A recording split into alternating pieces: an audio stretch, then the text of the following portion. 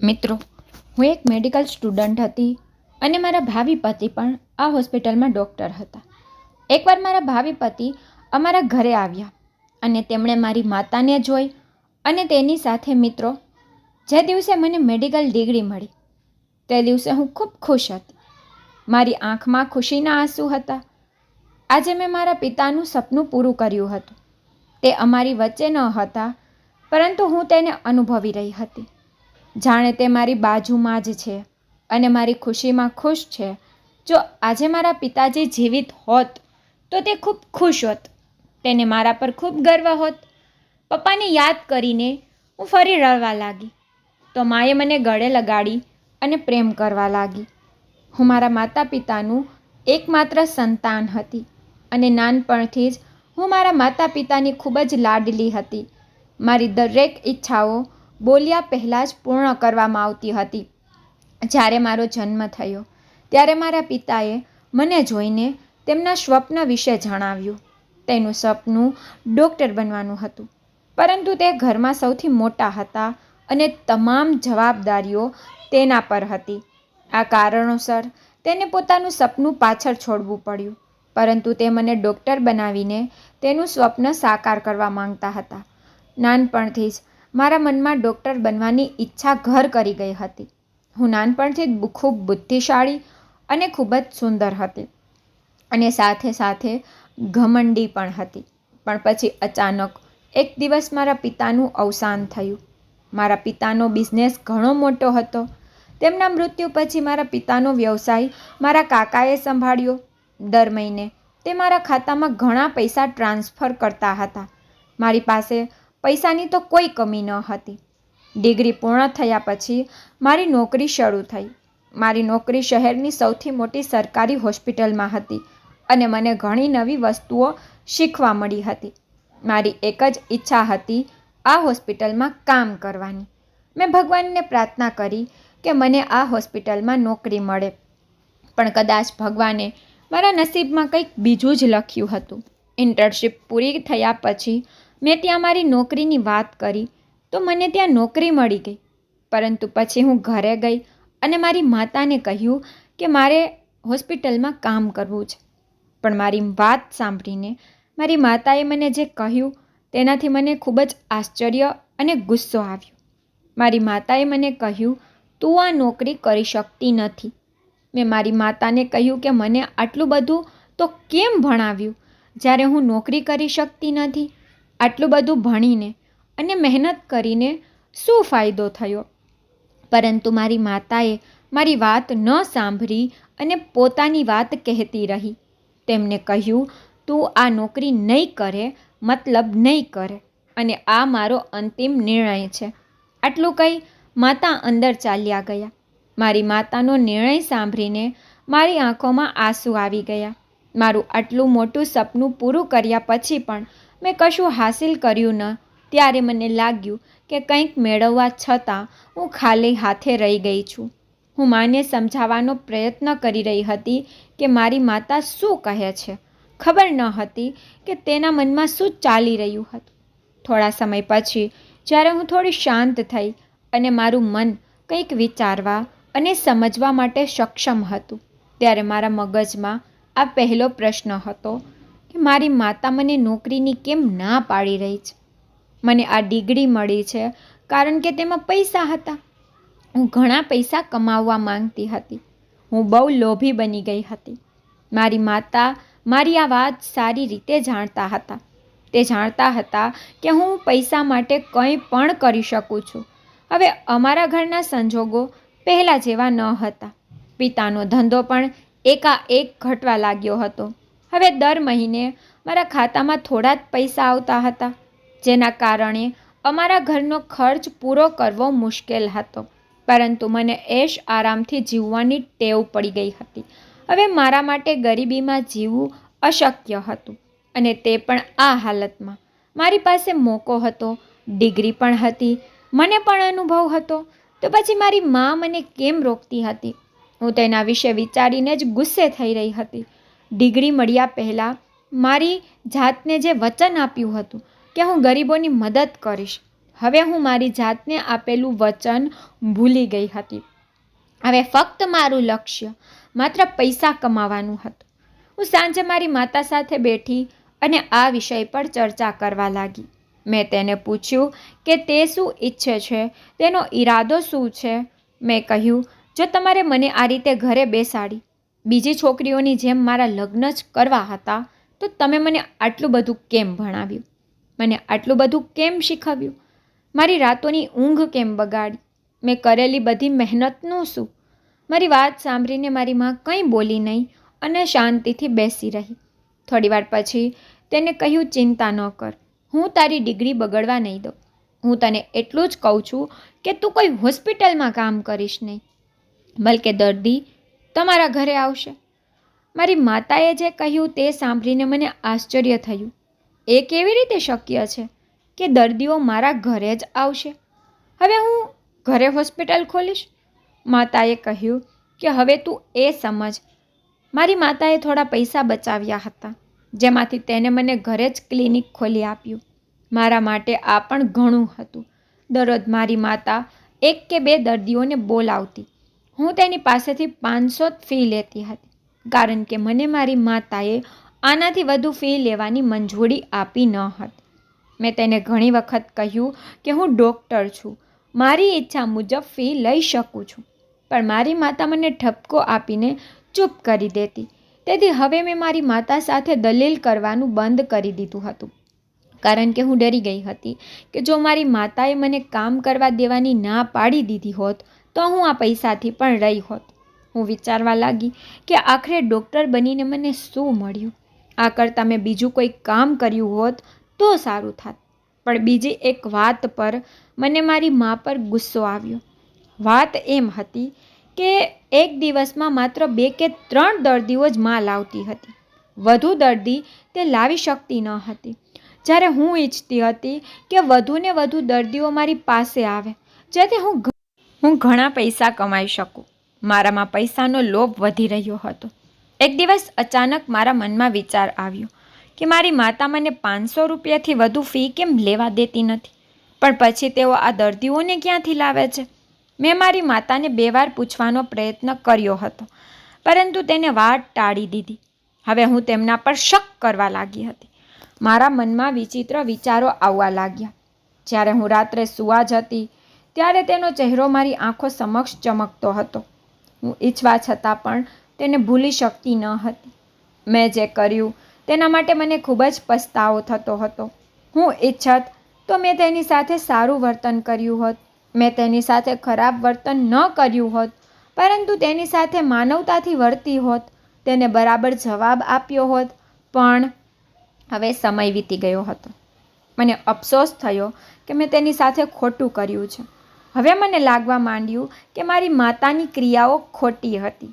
હવે મારી માતાના મોબાઈલ પર કોઈ ફોન કરે તો વાત કર્યા બાદ તે નંબર ડિલીટ કરી દેતી હતી. જો તે ફોન પર કોઈની સાથે વાત કરતી હોય તો મને જોઈને તે સાવ ચૂપ થઈ જતી અને જાણે તે કોઈની સાથે વાત ન કરતી હોય તેમ તે ફોન બંધ કરી દેતી. હું મારી માતાની સામે આ બધી બાબતોને અવગણતી, પરંતુ એકલામાં આ વસ્તુઓની નોંધ લેતી હતી. મારી માતાએ ક્યારેય મારી સાથે કોઈ વાત શેર કરી ન હતી. જ્યારે અમારી વચ્ચે મા દીકરીનો સંબંધ હતો, હું આશ્ચર્ય પામી રહી હતી કે તે આ કેમ કરી રહી છે. પરંતુ હવે મેં તેને પૂછવાનું છોડી દીધું હતું અને વિચાર્યું હું જાતે જ બધું શોધી લઈશ, કારણ કે હું જાણતી હતી કે તે મને ક્યારેય કશું કહેશે નહીં. મેં ઘણી વખત મારી માતાની પાછળ જવાનો પણ પ્રયાસ કર્યો, પરંતુ તે અચાનક રસ્તા પરથી ગાયબ થઈ જતી અને એકવાર મેં તેને ફોન પર કોઈની સાથે વાત કરતા સાંભળ્યા હતા. તે કોઈને દર્દી લાવવાનું કહેતી હતી. મારા મનમાં વિચાર આવ્યો કે માં દર્દી બીજા કોઈ પાસેથી મંગાવવાનું કહે છે. પણ માતાને મારી હાજરી વિશે ખબર પડી કે હું દરવાજાની બહાર ઊભી છું તો મારી માતાએ તરત જ ફોન કટ કરી દીધો અને તેને મારું નામ લઈને કહેવાનું શરૂ કર્યું કે મેં તને શીખવ્યું નથી કે કોઈની વાત છુપી રીતે ન સાંભળવી, કે પછી તું તારી તમીઝ ભૂલી ગઈ છો.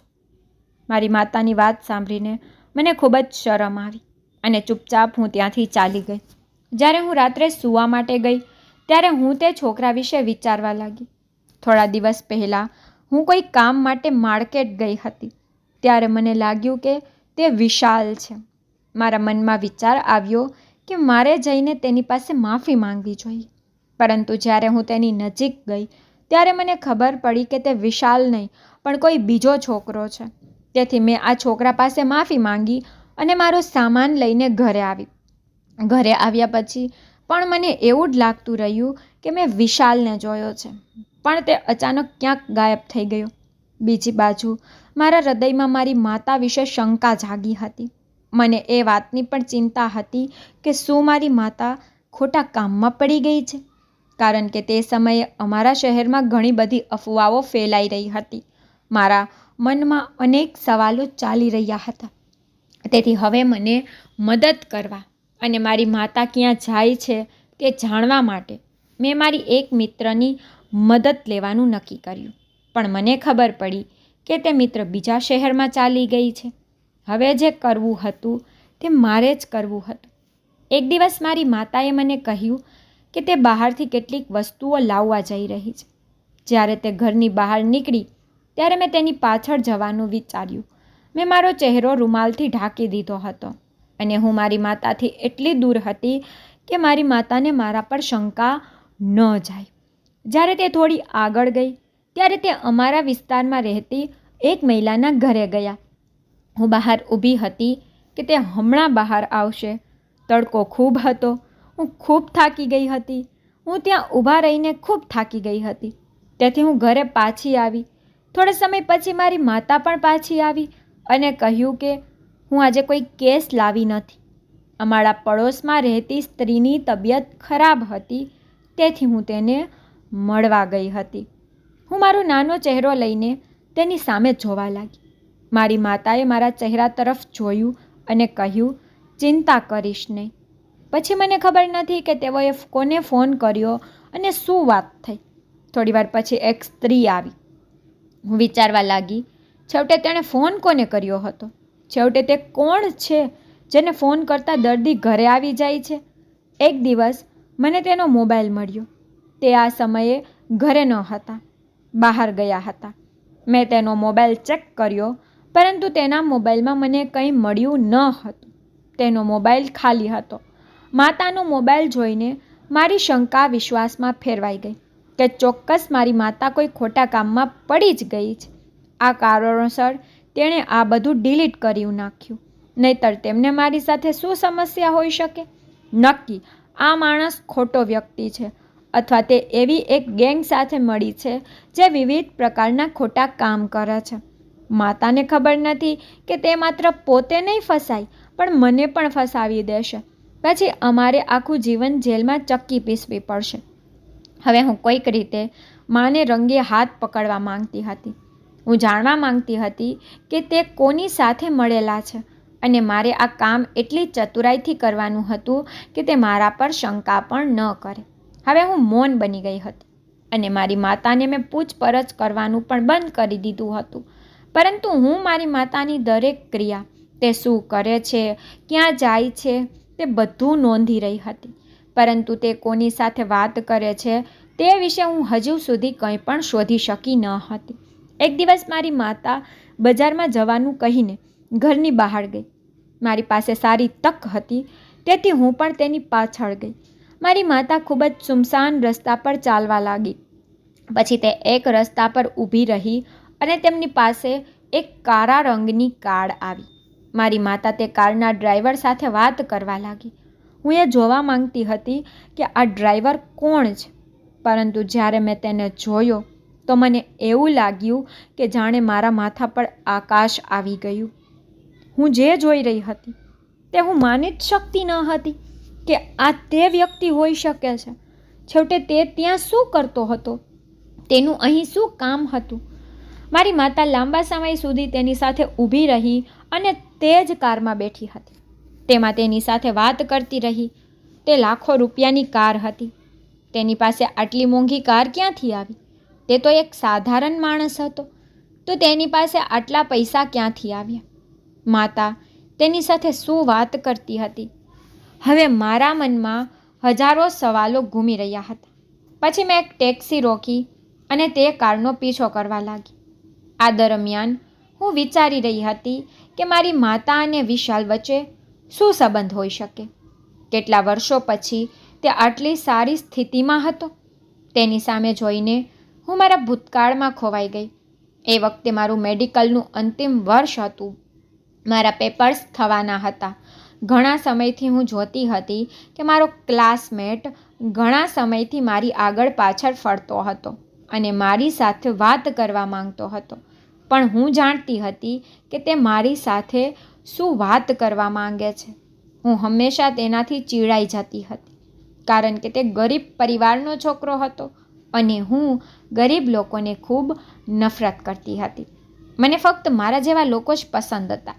મારી વિચારસરણી એવી હતી કે ગરીબ લોકો પૈસાના ભૂખ્યા હોય છે અને તેથી જ તેઓ અમીરોની પાછળ દોડે છે અને કદાચ તેથી જ તે છોકરો મારી પાછળ છે અને મારી વિચારસરણી સાચી સાબિત થઈ હતી. આજે હું કેન્ટીનમાં એકલી બેઠી હતી કારણ કે મારી મિત્ર આજે કોલેજમાં આવી ન હતી. ત્યારે વિશાલ મારી પાસે આવ્યો અને મને કહ્યું કે તે મારી સાથે કંઈક વાત કરવા માંગે છે. હું લાંબા સમયથી તેના પર ચીડાતી હતી પણ આજે મેં વાત કરવાનું નક્કી કર્યું. પણ વાત કરતાં પહેલાં તે નર્વસ હતો પણ મને તેની સાથે વાત કરવામાં રસ ન હતો. તેથી મેં કહ્યું, જલ્દી બોલો, મારી પાસે વધારે સમય નથી.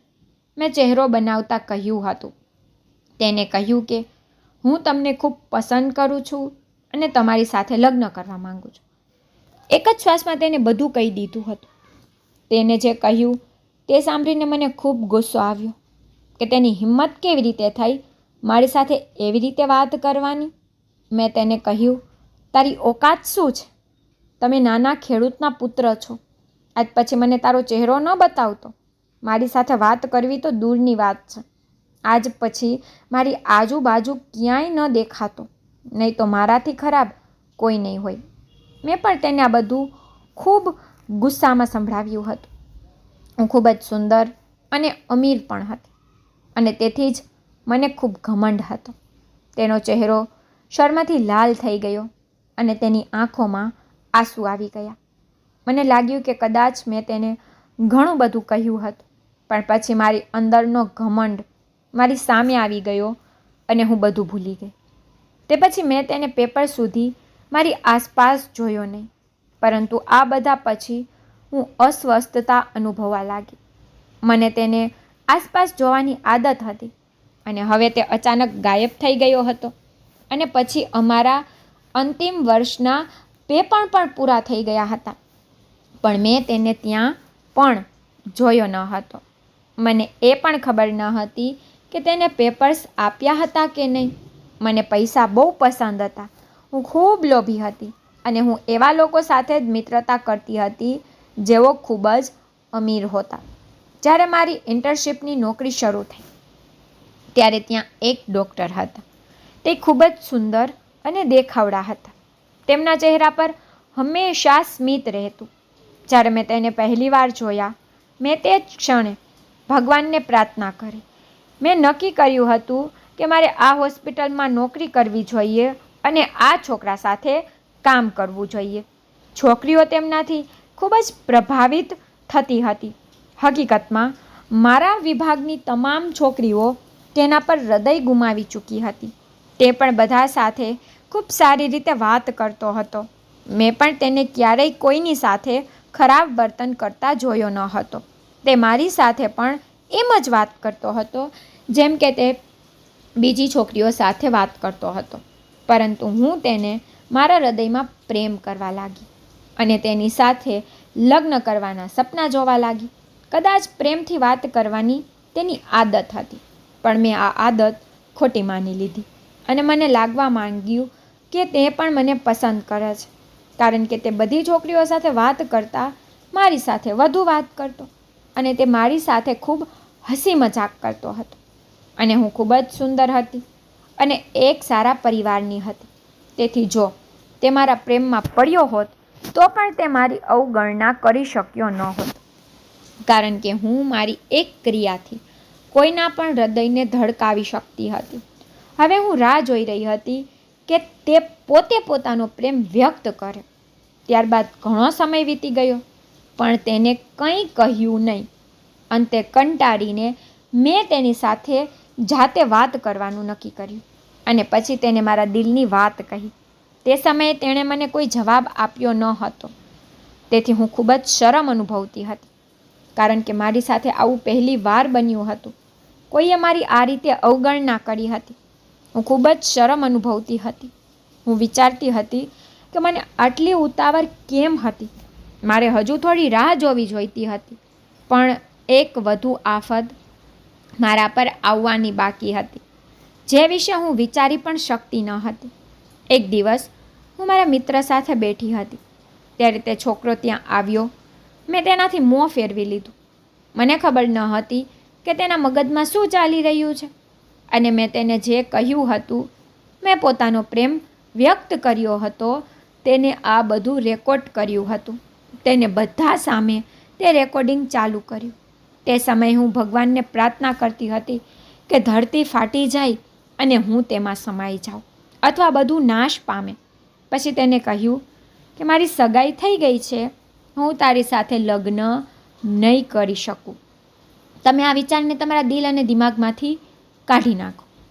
આ સાંભળીને મારી આંખમાં આંસુ આવી ગયા. હું ત્યાંથી ચાલી ગઈ. મને ખૂબ જ પસ્તાવો થઈ રહ્યો હતો કે જો તેને મને ના પાડવી જ હતી તો તે ખાનગીમાં પણ ના કહી શક્યો હોત. બધાની સામે મારું આટલું અપમાન કરવાનો હેતુ શું હતો?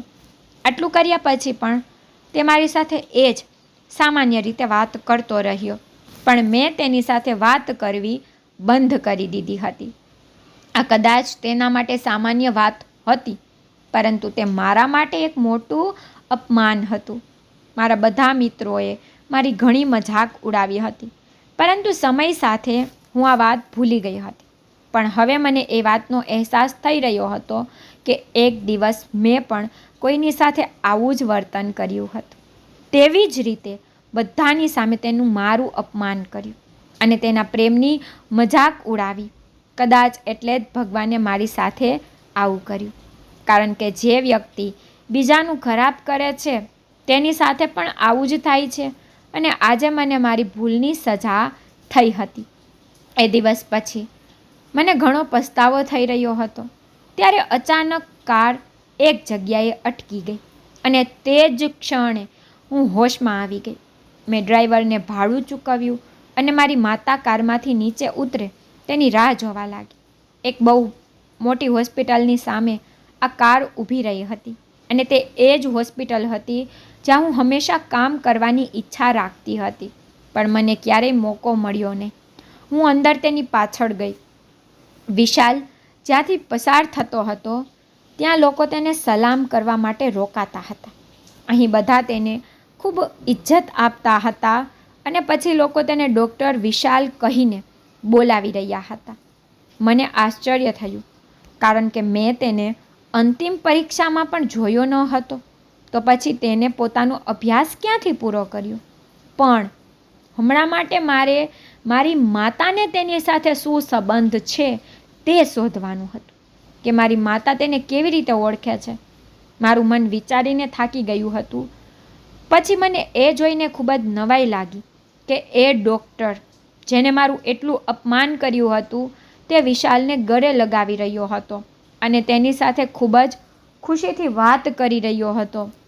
વિશાલને મળ્યા પછી તે મારી માતાને પણ મળ્યો. આખરે આ બધું શું હતું? પછી વિશાલ મારી સાથે વાત કરવા લાગ્યો.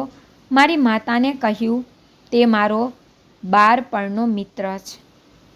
વિશાલની વાત સાંભળીને હું ચોંકી ગઈ અને વિચારવા લાગી કે શું તેણે તેના મિત્રને અપમાનનો બદલો મારી પાસેથી લીધો જ? પણ હું ત્યાં વધુ સમય ન રહી શકી અને ઘરે પાછી આવી ગઈ. જ્યારે મારી માતા પાછી આવી ત્યારે મારું વર્તન ઘણું બદલાઈ ગયું હતું.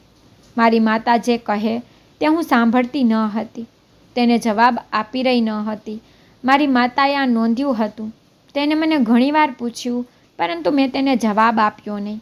હું મારી માતા પર ખૂબ ગુસ્સે હતી અને હવે હું વિચારી રહી હતી કે તેને મારાથી આટલી મોટી વાત કેમ છુપાવી. અંતે હું તેની પુત્રી હતી. મેં લાંબા સમય સુધી મારી માતા સાથે સીધેમો વાત કરીને પછી એક દિવસ મારી મા પોતે કંટાળી ગઈ અને મને પૂછ્યું કે આખરે તને શું થયું છે? મેં છેલ્લા ઘણા સમયથી તારા વર્તનમાં ઘણો બદલાવ જોયો છે. તું મારા કહેવા પર બરાબર જવાબ આપતી નથી અને મારી સાથે બરાબર વાત કરતી નથી. અને આટલા દિવસોથી મારી અંદર જે ગુસ્સો હતો હવે તે બહાર આવી ગયો હતો. મેં મારી માને કહ્યું કે તમને શરમ નથી આવતી? તમારી ઉંમરથી અડધી ઉંમરના છોકરા સાથે તમારું અફેર છે. તમને શરમ નથી કે તમારી એક યુવાન પુત્રી છે? તમારી નહીં તો કમસે કમ મારી આબરૂનું તો ધ્યાન રાખો. આ સાંભળીને મારી માતાએ મારા ચહેરા પર જોરથી થપ્પડ મારી દીધી. હું સાવ સતબત થઈ ગઈ. મારી માતા ગુસ્સામાં કહેવા લાગી, તું શું બકવાસ કરે છે? તને કોઈ ભૂલ થઈ છે? મેં મારી માતાને પૂછ્યું કે તે આ વિશાલને કેવી રીતે ઓળખે છે. મારી માતા કહેવા લાગી, હું ઈચ્છતી ન હતી કે તું બહાર જઈ અને નોકરી કર. હું જાણતી હતી કે તું બહુ લોભી છે. જો તે હોસ્પિટલમાં કામ કર્યું હોત તો તું ગરીબ લોકોને લૂંટવા લાગત. તારા પિતાએ મને વચન આપ્યું હતું કે હું તને એવી રીતે ઉછેરીશ કે તું ડૉક્ટર બને અને બીજાને મદદ કર, તેમનો સાથી બન અને પોતાના કાયદા માટે કામ ન કર. મેં તેને વચન આપ્યું હતું કે હું તને એવી રીતે ઉછેરીશ કે તું લોકો માટે મસીહા બની રહે.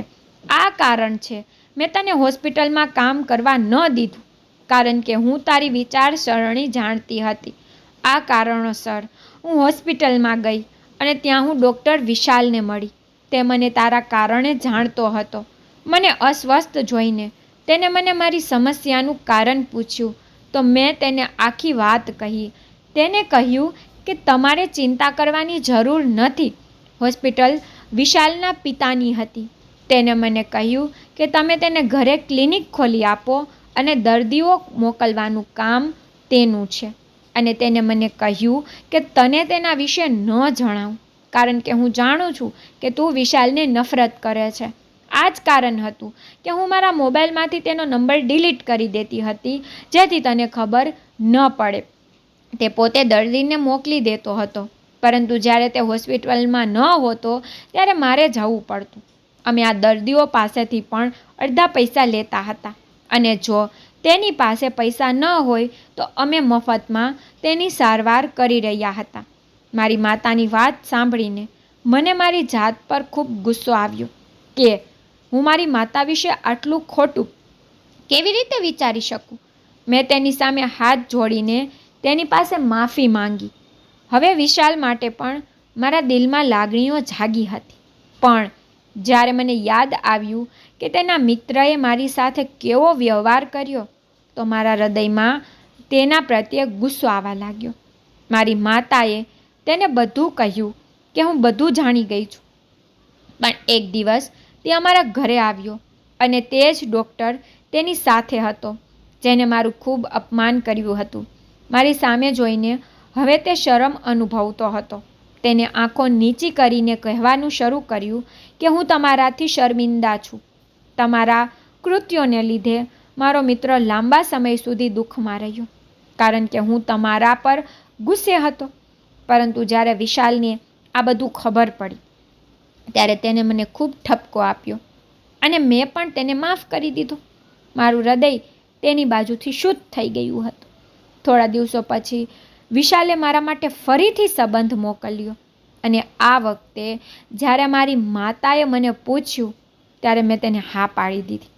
માતાએ અમારા લગ્ન કરાવ્યા અને પછી વિશાલ અને મારા લગ્ન થયા અને અમે ગરીબો માટે હોસ્પિટલ ખોલી અને અમે તેમને હોસ્પિટલમાં મફતમાં સારવાર આપવા લાગ્યા. તો મિત્રો, જો તમને મારી સ્ટોરી પસંદ આવી હોય તો લાઈક શેર સબસ્ક્રાઈબ જરૂરથી કરજો અને કમેન્ટમાં મને જરૂરથી કહેજો કે તમને મારી સ્ટોરી કેવી લાગી છે. Thank you.